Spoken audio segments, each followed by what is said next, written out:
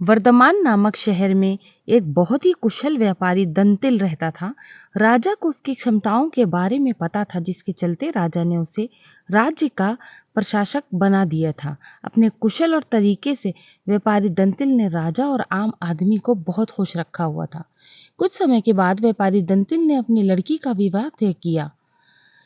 इस उपलक्ष्य में उसने एक बहुत बड़े भोज का आयोजन किया। इस भोज में उसने राजा से परिवार से लेकर प्रजा तक सभी को आमंत्रित किया। राजघराने का एक सेवक जो महल में झाड़ू लगाता था, वो भी इस भोज में शामिल हुआ, मगर गलती से वो एक ऐसी कुर्सी पर बैठ गया जो केवल राज परिवार के लिए रखी हुई थी। सेवक को उस कुर्सी पर बैठा देखकर व्यापारी दंतिल को गुस्सा आ जाता है और वो सेवक को धुतकार कर वहां से भगा देता है। सेवक को बड़ी शर्मिंदगी महसूस होती है और वो व्यापारी दंतिल को सबक सिखाने का प्रण लेता है। अगले ही दिन सेवक राजा के कक्ष में झाड़ू लगा रहा होता है। वो राजा को अंध निद्रा में देखकर बड़बड़ाना शुरू करता है और बोलता है, इस व्यापारी दंतिल की इतनी बड़ी मजाल कि वो रानी के साथ दुर्व्यवहार करे। ये सुनकर राजा की नींद खुल जाती है और वो सेवक से पूछता है, क्या ये वाकई में सच है? क्या तुमने व्यापारी दंतिल को दुर्व्यवहार करते देखा है? सेवक तुरंत राजा के चरण पकड़ता और बोलता है, मुझे माफ कर दीजिए, मैं कल रात को सो नहीं पाया।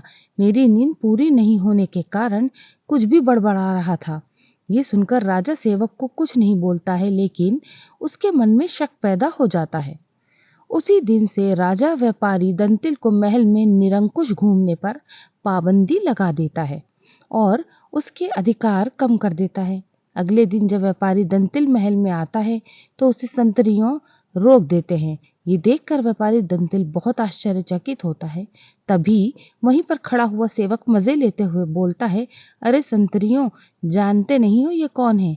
ये बहुत प्रभावशाली व्यक्ति हैं जो तुम्हें बाहर भी फिकवा सकते हैं, ठीक वैसे ही जैसे इन्होंने मेरे साथ अपने भोज में किया था। तनिक सावधान रहना। ये सुनते ही व्यापारी दंतिल को सारा माजरा समझ में आ जाता है और वो सेवक से माफी मांगता है और सेवक को अपने घर खाने पर बुलाता है। व्यापारी दंतिल सेवक की खूब आवभगत करता है। फिर वो बड़ी विनम्रता से भोज वाले दिन किए गए अपमान के लिए क्षमा मांगता है और बोलता है कि उसने जो भी किया गलत किया। सेवक बहुत खुश होता है और व्यापारी दंतिल से बोलता है, आप चिंता न करें, मैं राजा से आपका खोया हुआ सम्मान आपको जरूर वापस दिलाऊंगा। अगले दिन राजा के कक्ष में झाड़ू लगाते हुए सेवक फिर से बड़बड़ाने लगता है, हे भगवान, हमारा राजा इतना मूर्ख है कि वो गुसलखाने में खीरे खाता है। ये सुनकर राजा क्रोधित हो जाता है और बोलता है, मूर्ख, तुम्हारी ये हिम्मत!